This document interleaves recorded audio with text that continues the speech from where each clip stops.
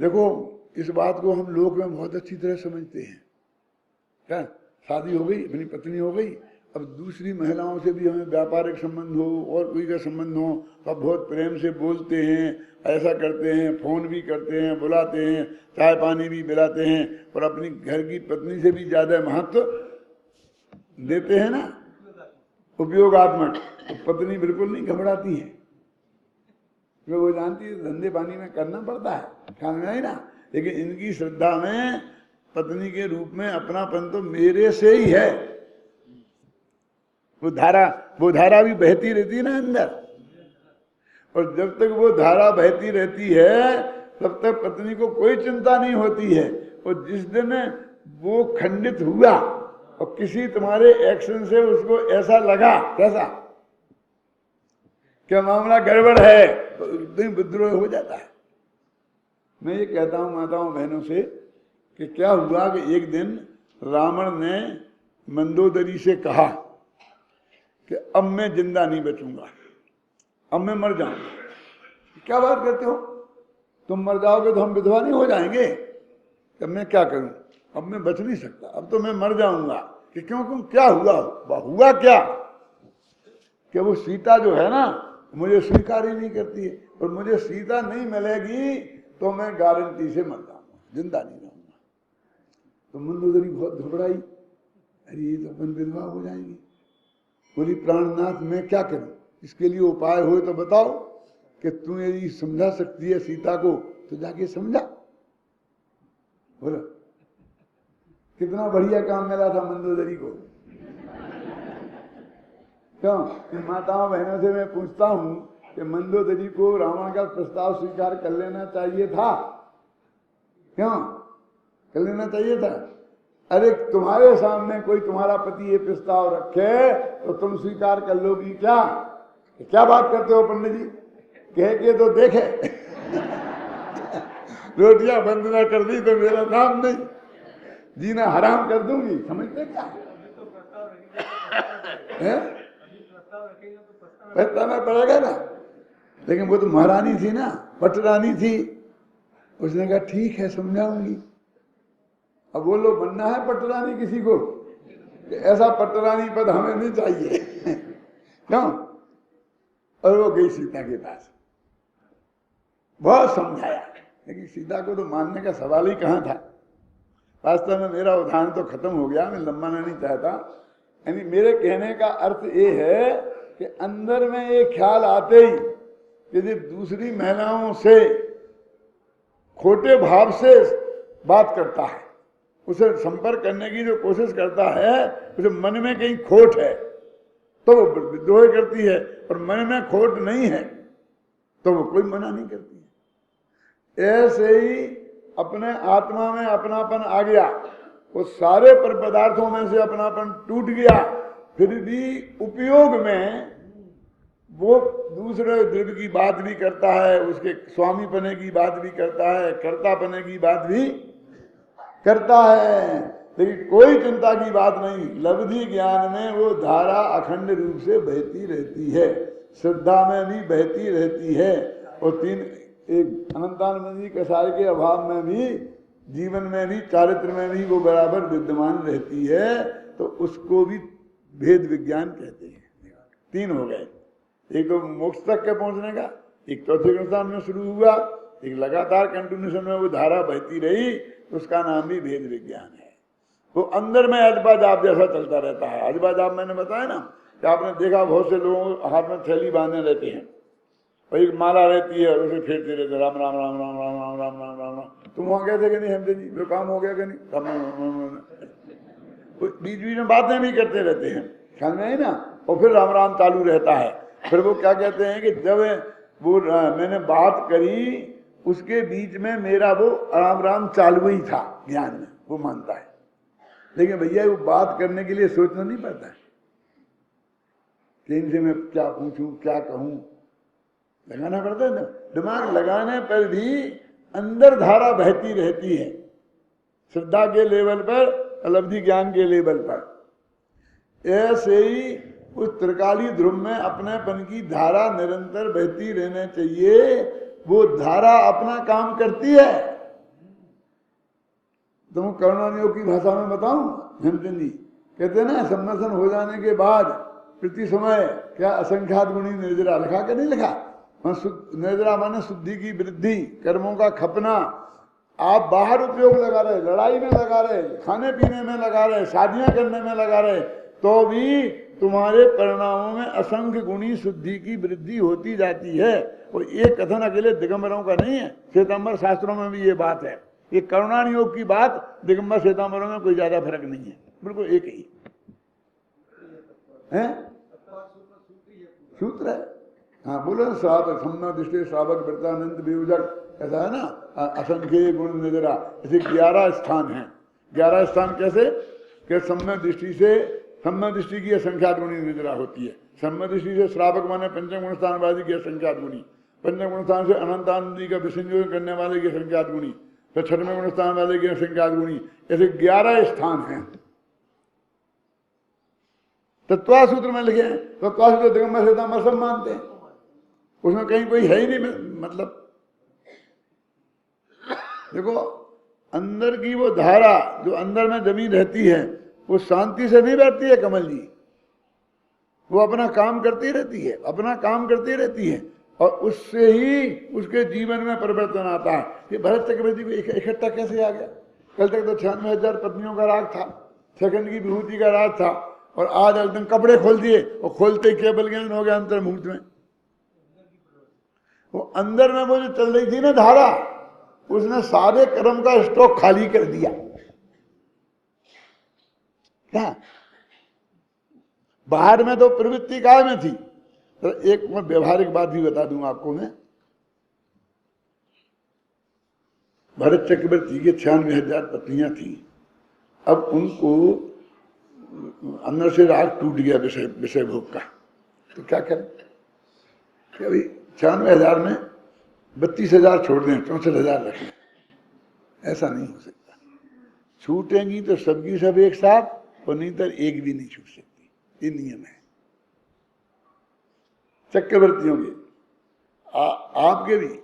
आप या तो ब्रह्मचर्यानुव्रत लो, कभी मैं अपनी स्वपत्नी को छोड़कर पर के संबंध नहीं रखूंगा, और या ब्रह्मचर्य महाव्रत लो, बीच का कोई रास्ता नहीं है। ऐसा नहीं है कि इतनी रखी चेतन परिग्रह में, ऐसा नहीं होता।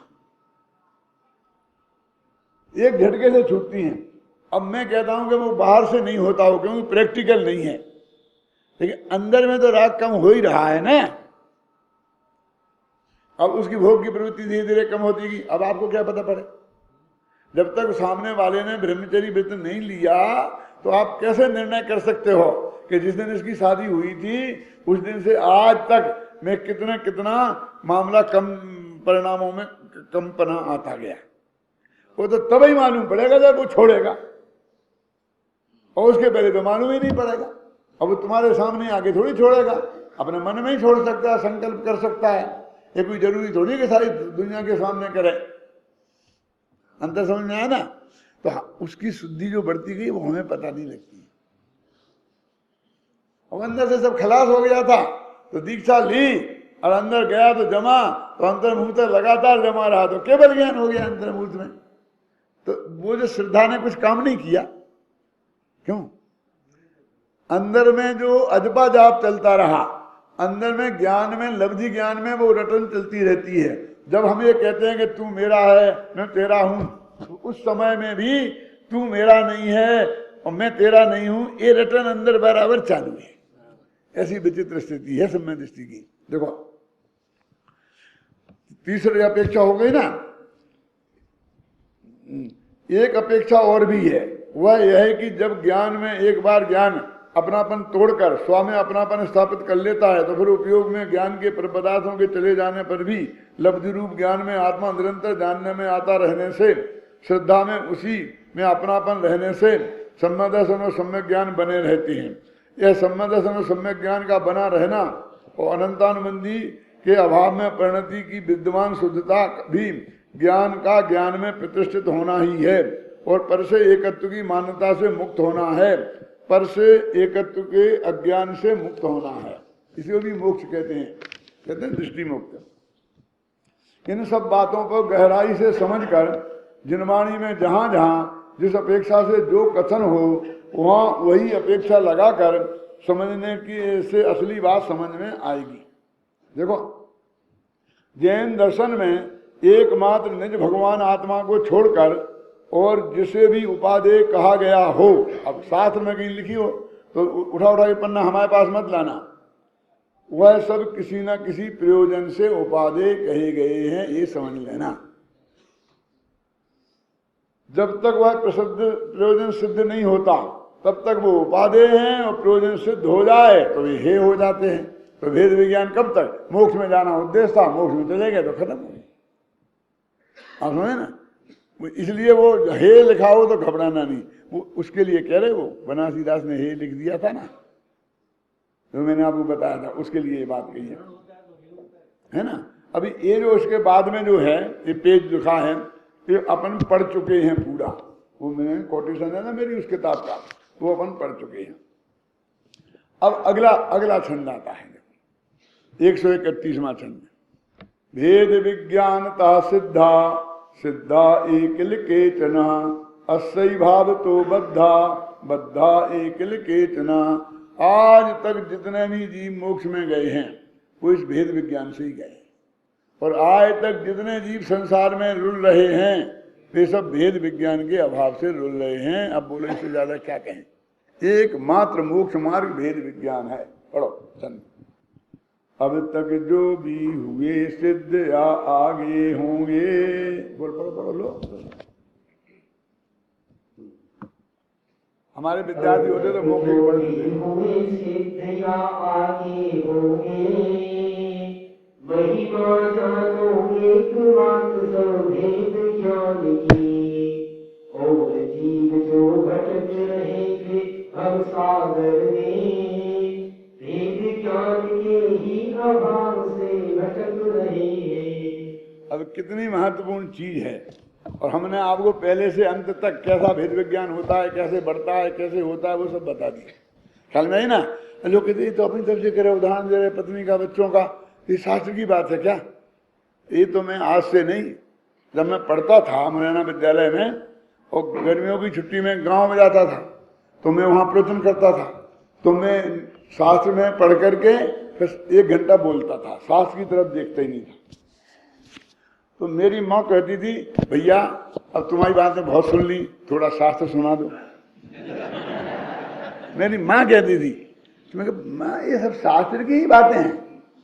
तो अच्छा ये जो तुम कह रहे हो सब शास्त्र में लिखा है? कि हाँ ये सब शास्त्र में लिखा है, तुमने हमें वहां पढ़ाया है, शास्त्री कराया है, और अब भी तुम्हारे सामने हम शास्त्र पढ़ें। यानी मेरे कहने का मतलब ऐसा लोगों को लगता है, इसलिए मैं पढ़ पढ़ के बताता हूं।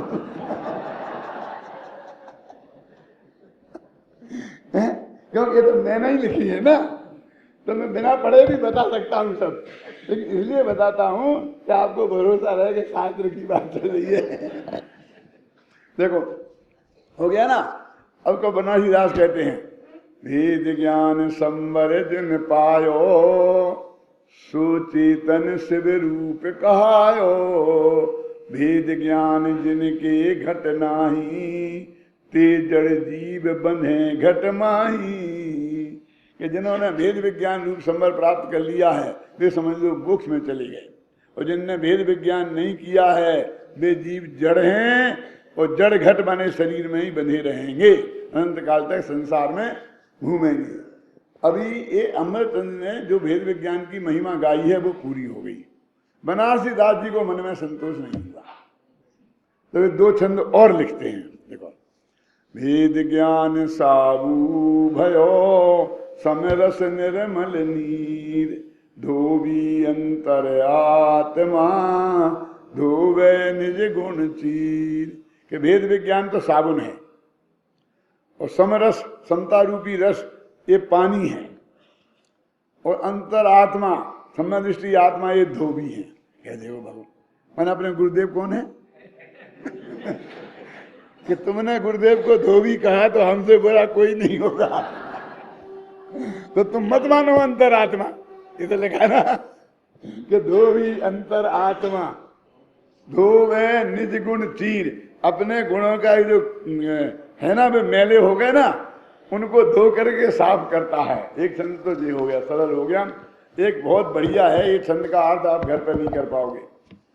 जैसे रजे सोधा रजे सोधी के दरवे काढ़े, पावक के कनक के कारी दाहते वो पल्ले कौन, पंख की गर्भ में जो डारी ये कतक के फल, नीर करे उज्ज्वल नितारी डाले मल्लिकों।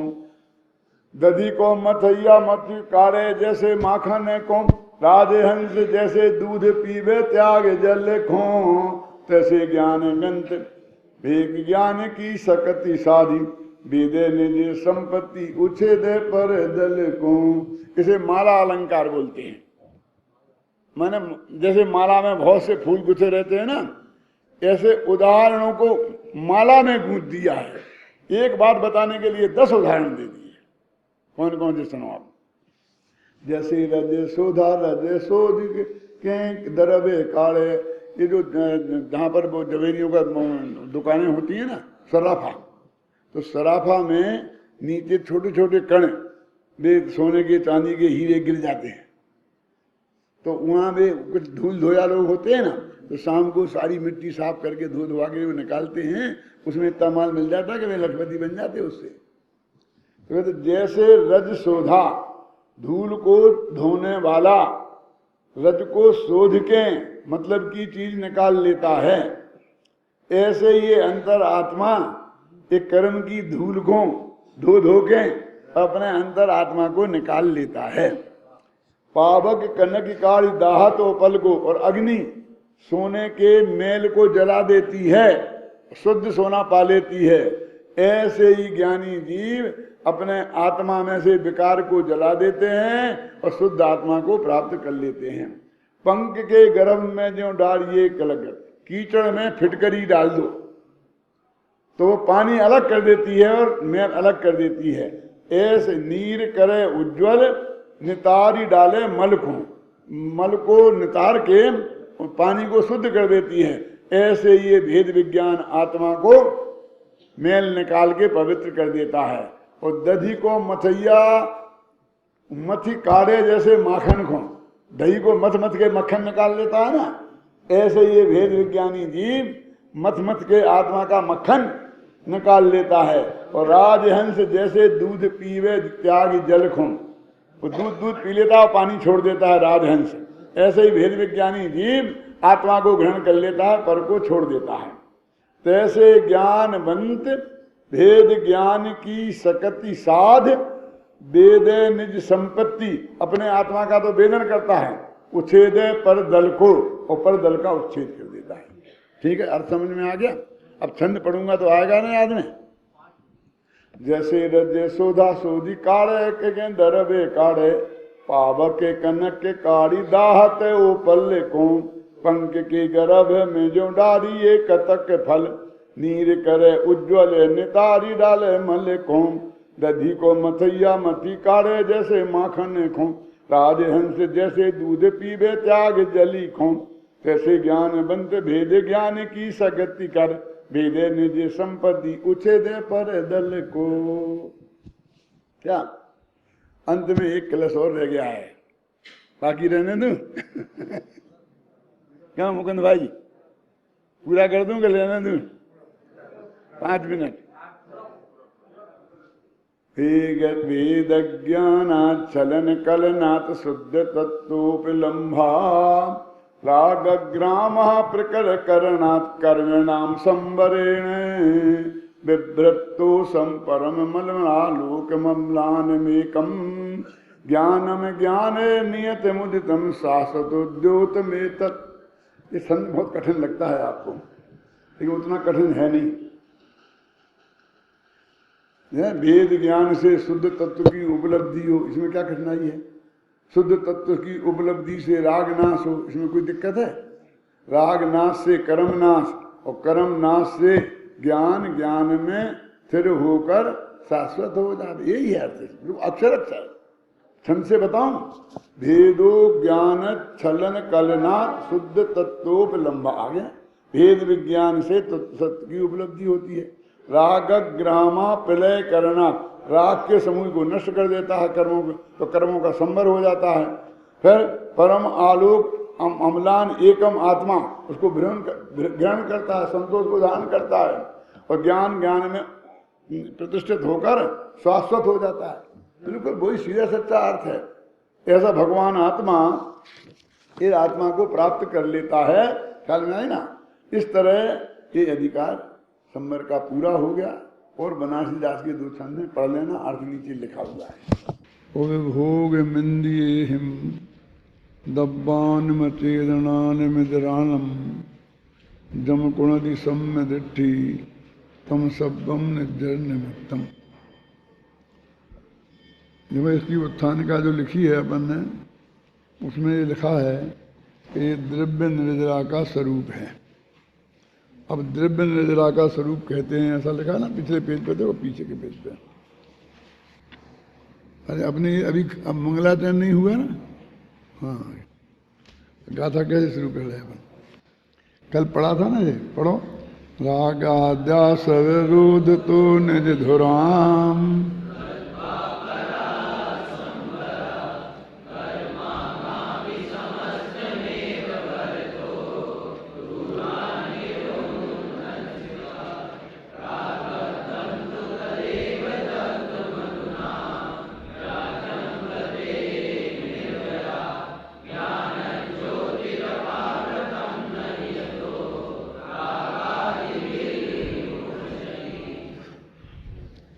संवर के बाद निर्जराधिकार है।